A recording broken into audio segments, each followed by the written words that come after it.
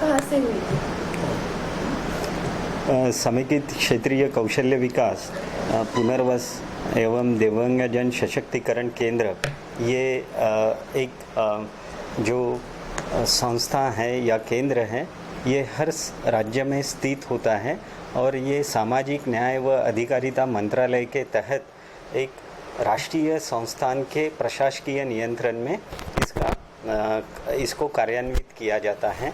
इसकी शुरुआत जो है 2016 से नागपुर के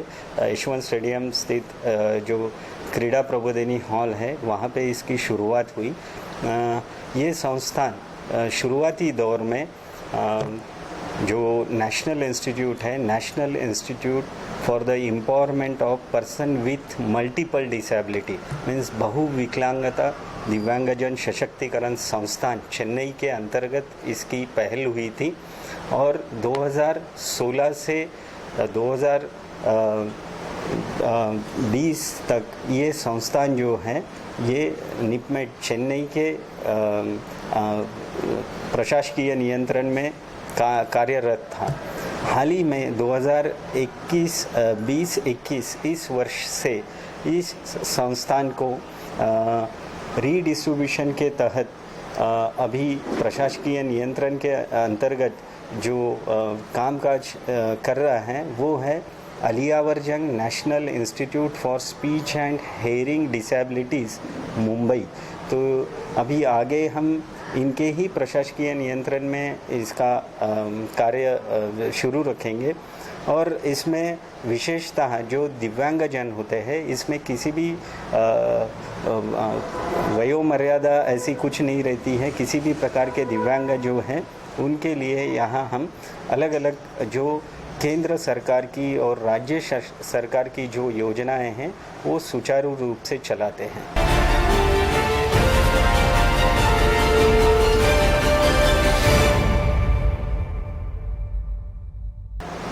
बेसिकली जो CRC है सर, तो उसका मतलब क्या है? ये समेकित क्षेत्रीय जो केंद्र होता है, जैसे मैंने आपको बताया कि हर दिव्यांगता के लिए राष्ट्रीय संस्थान होते हैं। जैसे पूरे भारतवर्ष में 9 राष्ट्रीय संस्थान आज तक के इसमें कार्यरत है। इसमें जो पहले 7 संस्थान हैं वो विशेषतः जो अलग अलग डिसेबिलिटीज़ होती है, माने जो दिव्यांग अलग अलग दिव्यांग क्षेत्र में काम करती है। जैसे Ali Yavar Jung national institute for speech and hearing disability, ये वाक एवं श्रवण दिव्यांगता जो होती है उसके लिए काम करता है। जैसे national institute for empowerment of person with intellectual disability, माने मानसिक दिव्यांग जो होते हैं, इनका जो संस्थान है वो सिकंदराबाद स्थित है।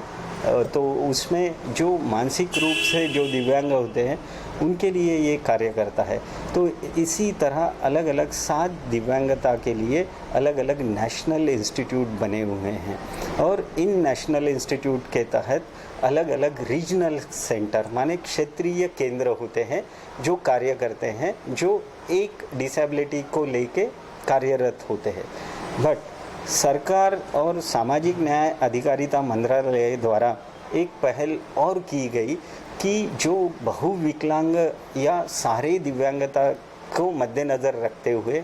समेकित क्षेत्रीय केंद्र की स्थापना की गई, जिसमें क्रॉस डिसेबिलिटी माने सिर्फ एक ही डिसेबिलिटी को ना लेते हुए सारे डिसेबल्ड को उनको अच्छी तरह से पुनर्वास सेवाएं दी जाए, ये इसके पीछे का एक हेतु है। इस तरह ये समेकित क्षेत्रीय केंद्र का जो अलग अलग राज्यों में अलग अलग जगह इसका गठन किया गया है, इसको सुचारू रूप से चलाया जा रहा है।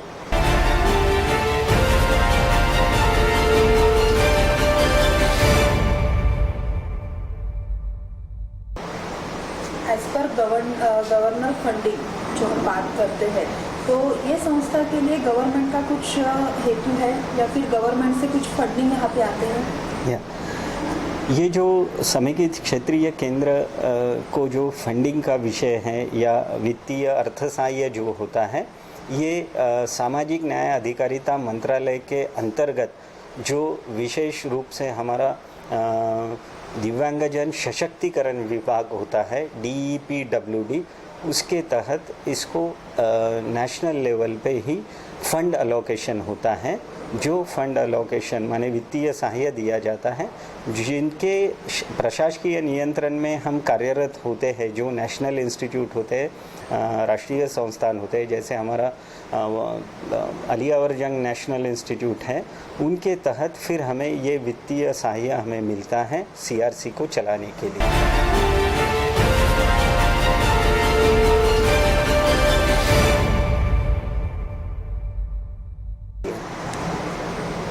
किस बिना पर यहाँ पे एडमिशन होती है? जैसे आपने बोला है कि हैंडीकैप के लिए यहाँ पे जगह है, तो वो किस तरह से प्रोसीजर होती है? ओके, यहाँ प्रोसीजर सिंपल होती है, एकदम सहज रूप से की जाने वाली ये प्रोसीजर है। इसमें जो भी दिव्यांग व्यक्ति है या दिव्यांग व्यक्तियों के अभिभावक है, वो यहाँ आके पहले जानकारी लेते हैं कि किस तरह की सेवाएं या किस तरह के इंटरवेंशन माने पुनर्वसन के कार्य यहाँ सेवाएं दी जाती है या कार्य किए जाते हैं, और उसके लिए उनको दिव्यांगता का प्रमाण पत्र, उनका इनकम सर्टिफिकेट, उनका आधार कार्ड ये लाना ज़रूरी होता है, और उस बिना पे उनका रजिस्ट्रेशन होता है। और सरकार, केंद्र सरकार के निर्देशों द्वारा या हमारे जो सामाजिक न्याय अधिकारिता मंत्रालय है और हमारा दिव्यांगजन सशक्तिकरण विभाग है, उनके निर्देश जो होते हैं कि एक मिनिमम फीस मीन्स बहुत ही कम स्तर पे एक उनसे चार्ज लिए जाते हैं, जो 10 रुपये का रजिस्ट्रेशन फ़ीस एक होता है, और उस तरह इनका यहाँ पे पहले पंजीकरण किया जाता है, रजिस्ट्रेशन किया जाता है, और उस बिना पे उनका असेसमेंट करके जो सेवाएं उनको ज़रूरी है, जैसे फिजियोथेरेपी हो गया, जैसे ऑक्यूपेशनल थेरेपी हो गया, जैसे स्पीच एंड लैंग्वेज थेरेपी हो गया, साइकोलॉजिकल असेसमेंट है, उनका फिज़िकल मेडिसिन एंड रिहैबिलिटेशन से रिलेटेड अगर कोई इशू है, मेडिकल इश्यूज़ है, या स्पेशल एजुकेशन, ओरिएंटेशन, मोबिलिटी, ये सारी सेवाएं यहाँ पे दी जाती है, और वो भी नाम मात्र एक रजिस्ट्रेशन पंजीकरण के तहत। तो 10 रुपये एक रजिस्ट्रेशन फ़ीस यहाँ ली जाती है।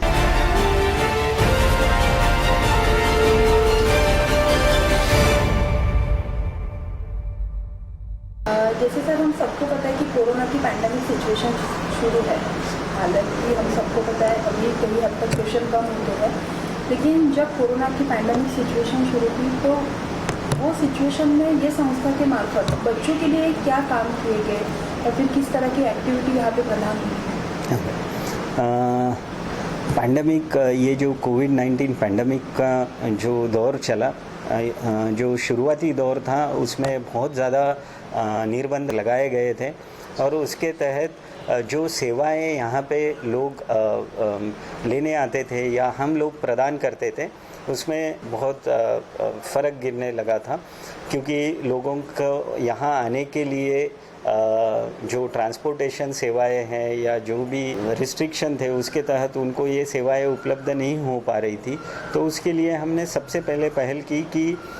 जो ऑनलाइन सर्विसेज हैं, हमारे थेरेपेटिक सर्विसेज, जिनके द्वारा उनको हम ऑनलाइन प्रशिक्षण दें, हम उनके अभिभावकों को उनको प्रशिक्षित करने का कार्य किया गया। साथ ही साथ उनके पैंडेमिक में और कोई इश्यूज़ है क्या, जैसे बहुत सारे दिव्यांग बच्चे जो होते हैं उनको थेरेपेटिक इंटरवेंशन के साथ साथ बिहेवियर मॉडिफिकेशन माने उनके वर्तन में बदलाव आना, उसके लिए किस तरह हम मीन्स अभिभावकों ने घर पे क्या करना चाहिए, किस तरह उनकी देखभाल लेनी चाहिए, इस तरह के उपक्रम हमने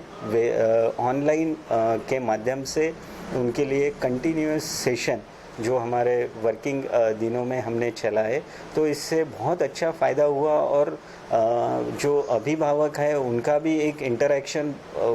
पहले की तुलना में बहुत ज़्यादा बढ़ा।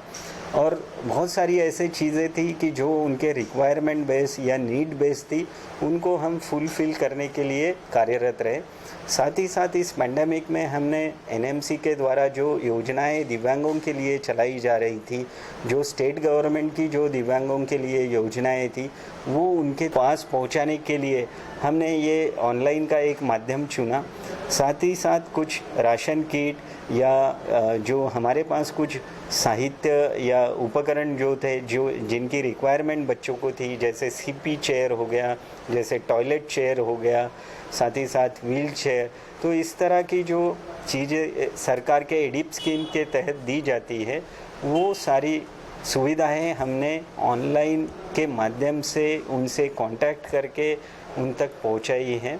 और कुछ हद तक हमारा जो सीआरसी टीम स्टाफ था, उन्होंने एक अपना कंट्रीब्यूशन देके, फाइनेंशियल कंट्रीब्यूशन देके हमने कुछ दिव्यांगों के लिए या उनके अभिभावकों के लिए राशन किट का भी डिस्ट्रीब्यूशन इस दौरान किया। अभी हाल ही में हमने एक और पहल की थी कि जो वैक्सीनेशन के लिए, मीन्स कोविड-19 के वैक्सीनेशन के लिए हमने सबसे पहले एनएमसी और एनएमसी कमिश्नर और कलेक्टर नागपुर डिस्ट्रिक्ट, इनसे हमने संपर्क किया और वैक्सीनेशन सेंटर जो शुरुआती दौर में शुरू थे, जो सामाजिक न्याय व अधिकारिता मंत्रालय की जो एक गाइडलाइन थी और फैमिली एंड हेल्थ से रिलेटेड मंत्रालय की एक गाइडलाइन थी, उस गाइडलाइन के हिसाब से हमने उनको कुछ निर्देश या सुझाव दिए कि इस जो अभी कोविड-19 के वैक्सीनेशन सेंटर है, उसके लिए दिव्यांगों के लिए विशेष रूप से व्यवस्था की जाए, उनको विशेष रूप से सुविधा दी जाए वैक्सीनेशन सेंटर पे, उनको ज़्यादा वेट ना करना पड़े। तो इस तरह की पहल हमने की और उसका प्रभाव ये हुआ कि जो हमारे एनएमसी कमिश्नर है और कलेक्टर सर ने नागपुर से संबंधित जितने भी या डिस्ट्रिक्ट संबंधित जितने भी वैक्सीनेशन सेंटर थे, उनमें ये दिशा निर्देश जारी किया और उसका अमल होने लगा। फिर उसके बाद हमने एक और पहल की कि हमने जो भी दिव्यांगों के लिए है, विशेष रूप से हमारा जो सीआरसी सेंटर है वो सुगम्य है, माने एक्सेसिबल है। यहाँ पे रैंप, व्हील चेयर और उनको जिस तरह की आवश्यकताएं होती है, उसके जो विशेषज्ञ हैं, तज्ञ हैं, जैसे साइकोलॉजिस्ट, साइन लैंग्वेज इंटरप्रेटर और मोबिलिटी इंस्ट्रक्टर, इन सब लोगों द्वारा जो अलग अलग दिव्यांग हैं, उनको यहाँ सुविधाएं प्रदान करके हमने यहाँ पे वैक्सीनेशन सेंटर दिव्यांगों के लिए स्थापित किया और वो अभी भी हमारे यहाँ कार्यरत हैं। और एनएमसी और डिस्ट्रिक्ट एडमिनिस्ट्रेशन का मैं बहुत आभारी हूँ कि उन्होंने हमारी इस सुझाव को अमल में लाया और हमें ये सेंटर यहाँ विशेष रूप से दिव्यांगों के लिए दिया। और हाल ही में एनएमसी ने अभी वो अपने एक ऐप भी स्टार्ट कर रहे हैं, जिसमें जो दिव्यांग सेंटर तक नहीं पहुंच सकते या जो बेड पे ही हैं, जिनको ज़्यादा हाई सपोर्ट है, उनके लिए भी अभी विशेष रूप से एक वैक्सीनेशन का प्रबंध किया जाएगा।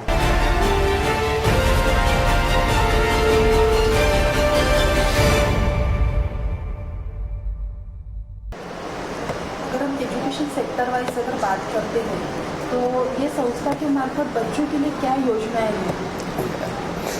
अगर संस्था एजुकेशन से संबंधित जो कुछ प्रावधान हैं, जैसे अलग अलग प्रावधान, शिष्यवृत्ति प्रावधान हैं, साथ ही साथ जो अलग अलग लेवल के बच्चे होते हैं दिव्यांगता के अनुसार, उनको एडिप स्कीम के तहत कुछ एजुकेशनल उपकरण और साहित्य हमारे तरफ से दिया जाता है। जैसे जो दृष्टि बाधित दिव्यांगजन होते हैं, उनके लिए Daisy player, smartphone, Braille kit, जो मानसिक रूप से या जो मानसिक दिव्यांग होते हैं, तो उन इंटेलेक्चुअल डिसेबल्ड बौद्धिक दिव्यांग उनके लिए टीएलएम के प्रावधान है जो हम यहाँ से देते हैं, जिसको टीचिंग लर्निंग मटेरियल कहा जाता है। साथ ही साथ जो श्रवण बाधित दिव्यांग है उनके लिए हम श्रवण यंत्र यहाँ से देते हैं। तो इस तरह एक जो एजुकेशन से संबंधित जो उनकी आवश्यकता है वो हम अलग अलग स्कीम द्वारा यहाँ परिपूर्ण करते हैं। बट साथ ही साथ हमारे यहाँ स्पेशल एजुकेशन विशेष शिक्षा विभाग है, जिसके तहत दिव्यांगता के अनुसार उनको अलग अलग एजुकेशनल स्कीम,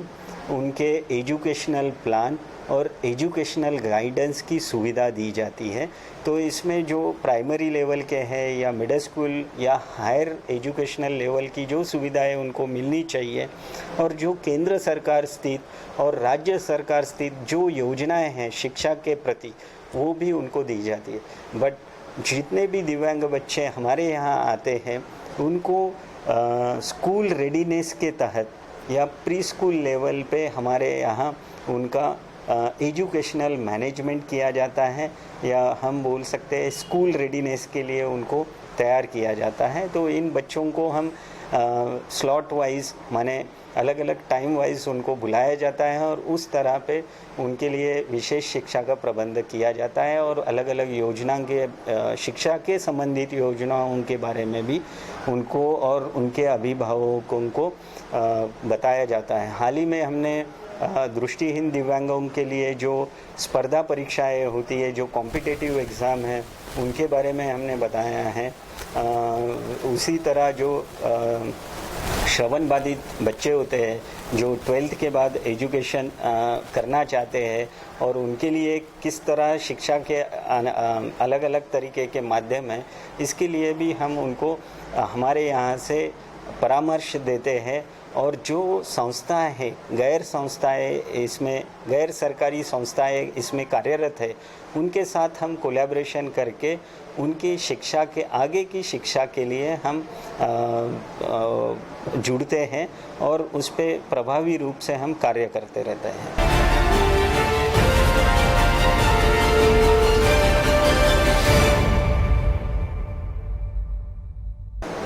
अगर सर हम हायर एजुकेशन की बात करें, इफ अगर किसी बच्चे को हायर एजुकेशन करना है तो ये संस्था के मार्फत किस तरह से है उसकी हम जानकारी उनको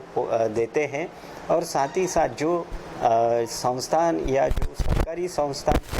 उसके साथ हम जुड़ के उनका पंजीकरण करना, उसके बारे में उनको पूरी तरह जानकारी दे के उनको इस चीज़ के लिए क्या क्या चीज़ें करना है या किस तरह हम उनको मदद कर सकते हैं, ये सारी चीज़ें ध्यान में रखते हुए उनको हम शिक्षा के संबंधित प्रभावी पुनर्वसन करते हैं। तो केंद्र सरकार की जो शिक्षा योजनाएं हैं दिव्यांगों के लिए और राज्य सरकार की जो दिव्यांगों के लिए जो विशेष रूप से शिक्षा के संबंधित योजनाएं, उनकी जानकारी दे के उसके साथ कोलैबोरेट करके उनको पंजीकृत कर लेते हैं, और आगे उनको किस तरह का फॉलोअप चाहिए वो फॉलोअप हम हमारे इस संस्थान द्वारा दिया जाता है।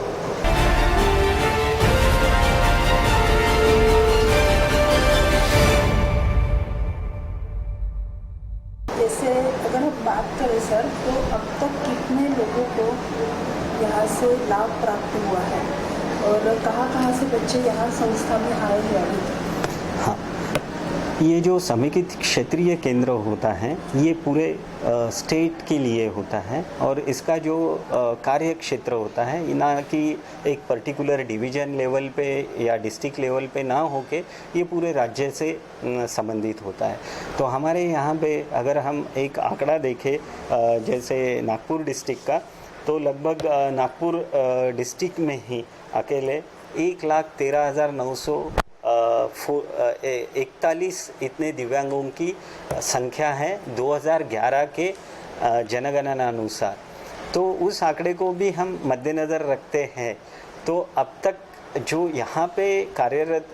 हमारा जो इंस्टीट्यूशन कार्यरत है, तब से लेके आज तक कम से कम 2.5 लाख दिव्यांगों को अलग अलग योजनाओं द्वारा, हमारे अलग अलग सेवाओं द्वारा वो लोग लाभान्वित हुए हैं। इसमें जैसे मैंने पहले आपको बताया कि इसमें किसी भी उम्र की कोई भी मर्यादा नहीं रहती। छोटे बच्चों से लेके बड़ों तक यहाँ जो दिव्यांग है या ज्येष्ठ नागरिक है वो भी यहाँ आ सकते हैं अपनी जो सेवाओं का लाभ लेने के लिए। तो लगभग अब तक 2 लाख लोग दिव्यांग लोग यहाँ से लाभान्वित हुए हैं। और ये आंकड़ा सिर्फ नागपुर का नहीं है, तो ये ओवरऑल महाराष्ट्र का है। और हमारे जो अलग अलग योजनाओं के तहत जो प्रोग्राम चलाए जाते हैं, क्योंकि सीआरसी का प्रमुख उद्देश्य होता है कि लोगों में दिव्यांगता के प्रति एक अच्छा जनजागरण करना, उनके प्रति एक अच्छा दृष्टिकोण लाना, और साथ ही साथ दिव्यांगों के लिए एक समाज में समावेशित समाज की एक रचना होना या उसकी स्थापना करना, ये प्रमुख उद्देश्य होता है। और मानव संसाधन का विकास करना, ये भी एक प्रमुख उद्देश्य है समेकित क्षेत्रीय केंद्र का। तो इसके तहत जितने भी दिव्यांग स्टेट में हैं, तो उन सब तक हम पहुंचना चाहते हैं और ज़्यादा से ज़्यादा लाभान्वित करना चाहते हैं। तो अब तक जो कुछ हमारे इस क्षेत्र के द्वारा या हमारे इस केंद्र के द्वारा लगभग 2.25 लाख के आसपास दिव्यांग लाभान्वित हुए हैं।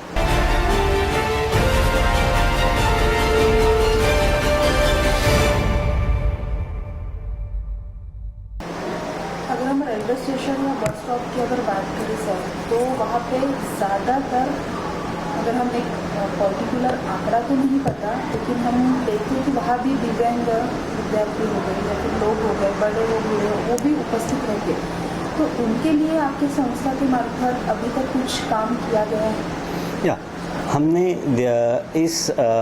इसके तहत समेकित क्षेत्रीय केंद्र के तहत, जैसे मैंने आपको बताया है कि हमने अलग अलग तरीके से, जैसे वैक्सीनेशन के लिए हमने अपने एक जो गाइडलाइन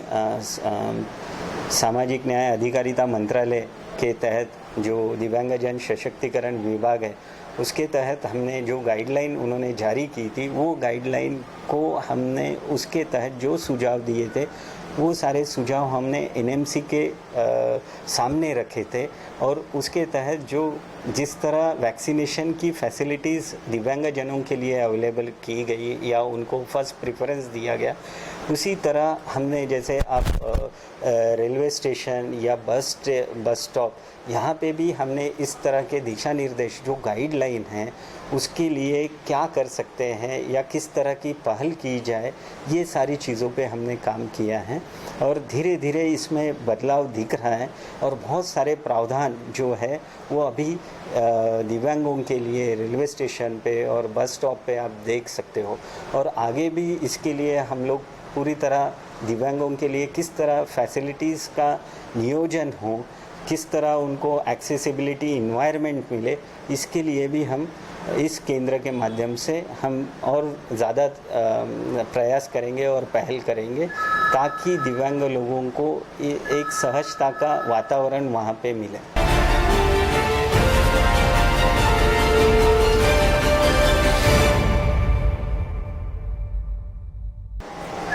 जैसे हम सबको पता है सर कि संस्था है, मतलब नागपुर की बात करें या नागपुर के बाहर की बात करें, पर लोगों में अवेयरनेस नहीं है कि हाँ इस तरह की संस्थाएं भी अवेलेबल है जो हैंडीकैप के लिए काम करती है। तो एक अवेयरनेस के तहत आप हमारे दर्शकों को क्या संदेश देना चाहिए? अवेयरनेस के तहत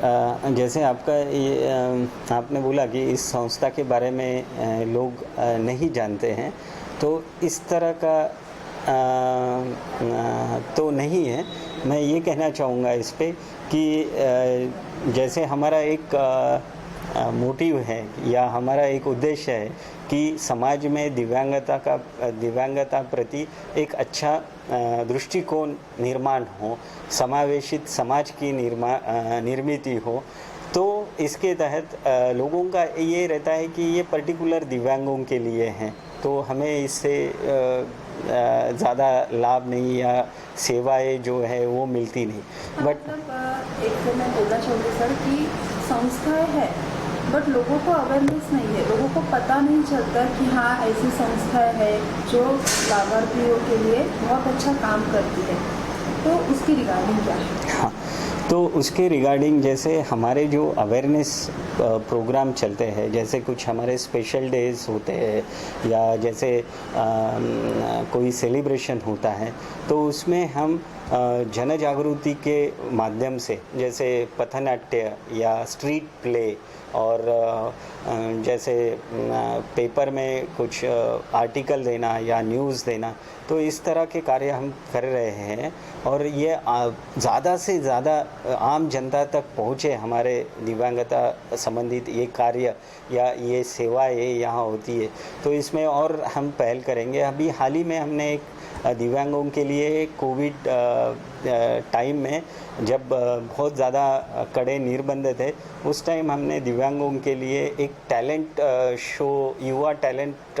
फेस्टिवल हमने एक ऑर्गेनाइज़ किया और इसका बहुत ज़्यादा इम्पैक्ट इतना अच्छा रहा कि ज़्यादा से ज़्यादा लोगों तक ये पहुंचा। और हम जो अवेयरनेस की बात है आम जनता के प्रति, तो हमारे सोशल मीडिया पे या इलेक्ट्रॉनिक मीडिया पे, हाँ, हमारे वेबसाइट पे इसके बारे में सारी जानकारी दी जाती है। तो मैं जनता को यही बोलूँगा कि हमारा जो CRC समेकित क्षेत्रीय केंद्र है, इसके कार्य के प्रति हमें सोशल मीडिया पे, फेसबुक पे हमें सर्च करके आप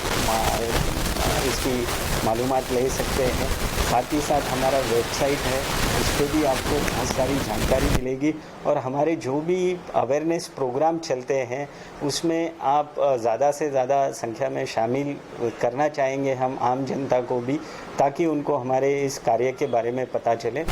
हमारे सामाजिक न्याय अधिकारिता मंत्रालय ने एक मेंटल हेल्थ हेल्पलाइन जारी की है, तो उसके तहत हम सिर्फ दिव्यांगों को ही नहीं, तो ये हमारी एक मेंटल हेल्थ हेल्पलाइन है, तो सामान्य लोगों के लिए भी ये कार्य करती है और ये 24 घंटे कार्यरत रहने वाली हेल्पलाइन है। तो इसके माध्यम से भी हमारे पास बहुत सारे सामान्य लोग भी जुड़े हुए हैं, जिनके अपने कुछ डिप्रेशन से लेके या साइकोलॉजिकल प्रॉब्लम्स को लेके कुछ इश्यूज़ थे, वो भी सॉल्व किए गए हैं इस संस्थान द्वारा। लगभग 600 ऐसे लोग थे जो इस हेल्पलाइन के माध्यम से भी लाभान्वित हुए हैं। तो इस तरह के सारे जो हमारे अलग अलग प्रोग्राम या अलग अलग इवेंट रहेंगे, तो इस माध्यम से हम डेफिनेटली मैक्सिमम जनता तक, ज़्यादा से ज़्यादा आम जनता तक हम हमारा कार्य पहुंचाएंगे।